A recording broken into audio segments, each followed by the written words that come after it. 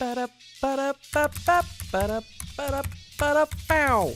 Ba-na-na-na-na-na-na-na-na-na-na-na-na-na-na. 3, 4. Ba-ba-da-ba-ba-da.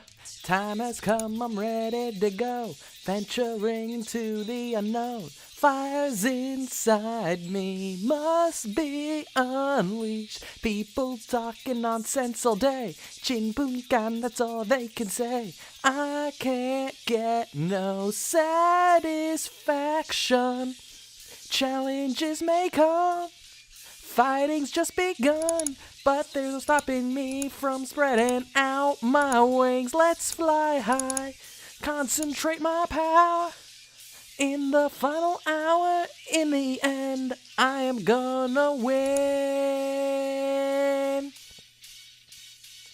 Yikes.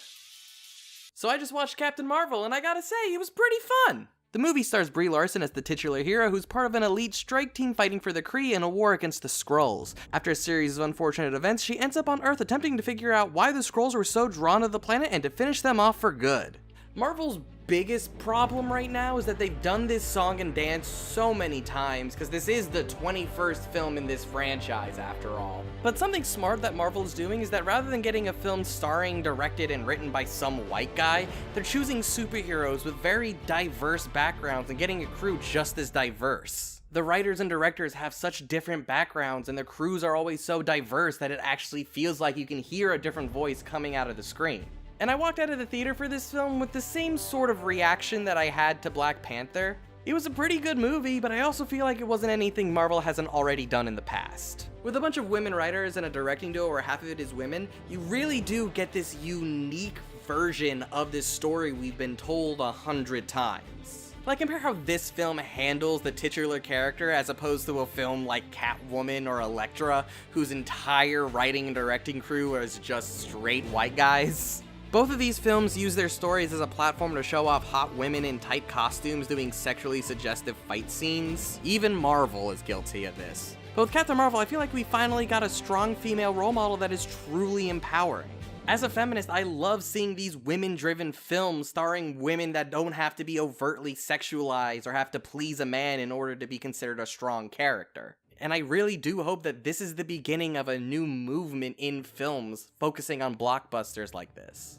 And as important as that aspect of the film is, and how much I love the waves it's already putting into our culture, let's talk about the film itself. As I said earlier, despite the story being told better than a majority of the other films in the MCU, the actual story itself pretty much is exactly what you come to expect from another origin story. They took an interesting approach to telling it, introducing her as an established hero with powers she can't explain, slowly finding out why she has them to begin with. It's a nice change of pace for an origin story that skips some of the more boring aspects of making a movie like this, going straight into the badass superheroing while also still giving us the intrigue of making this character grow. The entire cast did an amazing job, especially Brie Larson and Samuel L. Jackson. Larson does a fun job injecting elements of personality that makes her character fun to watch on screen. She manages to be the most entertaining part of fight scenes just by being herself. She quips like you'd expect Spider-Man would, an alien roars in her face so she roars back. It's all good fun that makes her stand out from other characters. And Samuel L. Jackson has always nailed the role of Nick Fury. You know, at this point, I don't think directors even really direct Samuel L. Jackson. I feel like nobody knows Nick Fury better than Jackson.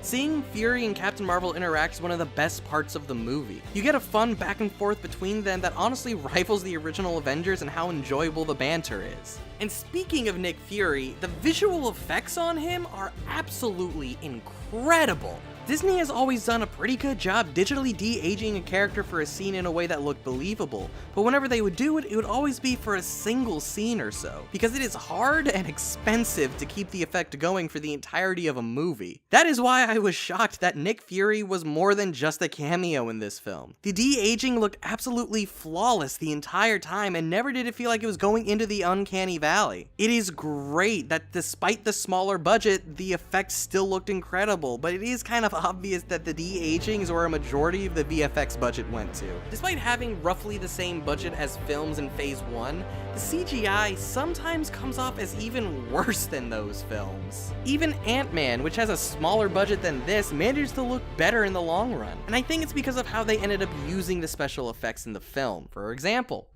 take Goose. You could tell something was up with the cat since the first time we saw him as a CGI model for mundane scenes. While yes, working with animals on a film set is super annoying, and making a model of a cat is super cheap, and hey, you already have a model made, why not use it for other scenes? But there was a clear disconnect between the CGI cat and the actual cat, especially when they would cut to a reverse shot and cut back to have the model switch. It's like when you watch an older hand-drawn cartoon and you can tell exactly what in the scene is gonna start moving. Whenever the cat was switched with the CGI model, you subconsciously saw the joke coming, especially when you would see him paired with Samuel L. Jackson, who had some of the best CGI work ever put to screen.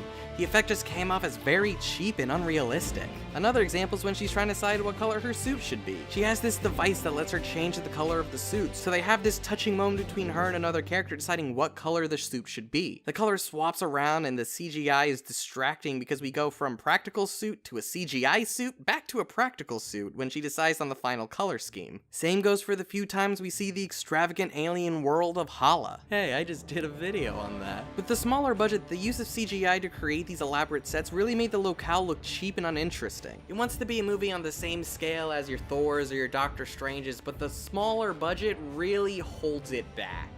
They end up focusing the budget on these extravagant CGI sets for a single establishing shot, but the smaller budget forces them to then have to use a variety of corridors and hallways for almost every single scene. Seriously, the amount of times this movie abused corridors and tight spaces was alarming.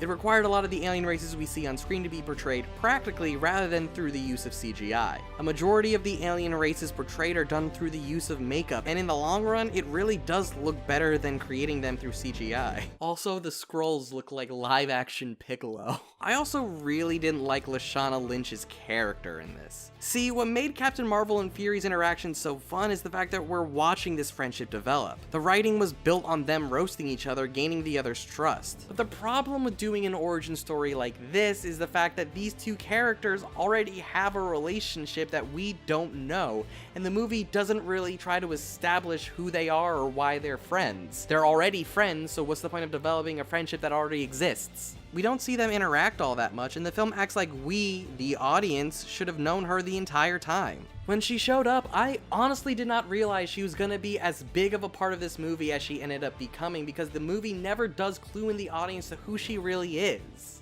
But a majority of the film does a pretty good job on what it sets out to accomplish. The 90s nostalgia was fun, and I feel like that setting it in the past is a great way to not only make this film stand out from past Marvel films, but make the movie feel like more of a standalone story in the universe rather than forcing you to do your homework to figure out what the hell is going on. The action of the film was also really fun to see, being a bright visual spectacle whenever Captain Marvel would go crazy with her Kamehamehas. I am really looking forward to seeing her in Avengers Endgame because I want to see what this character is like unhinged and with a larger budget.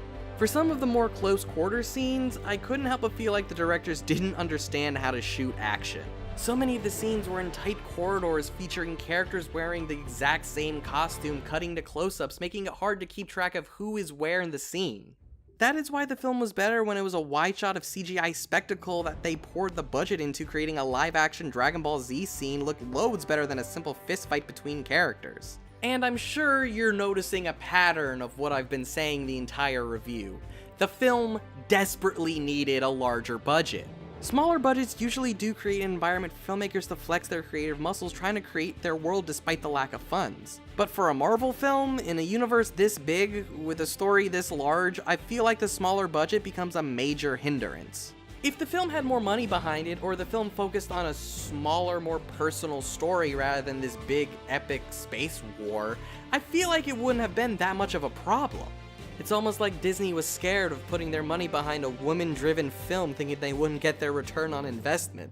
But despite this movie tragically not getting the budget it deserved, I'm excited to see where this character goes next in the MCU, and it's still a fun little side adventure that isn't tied down to a bunch of sequel baggage. And that's most of my thoughts about Captain Marvel. If you want to keep the discussion going, then please click the link down below to join the Discord and let's talk about what you thought about the movie. If you want to see my opinions on other comic book movies, then click that playlist right over there to see my stupid opinions. Or if you want to see what I'm going to talk about next, then please subscribe so that you'll always be informed whenever I post a new video. Thank you guys, and I'll see you next time.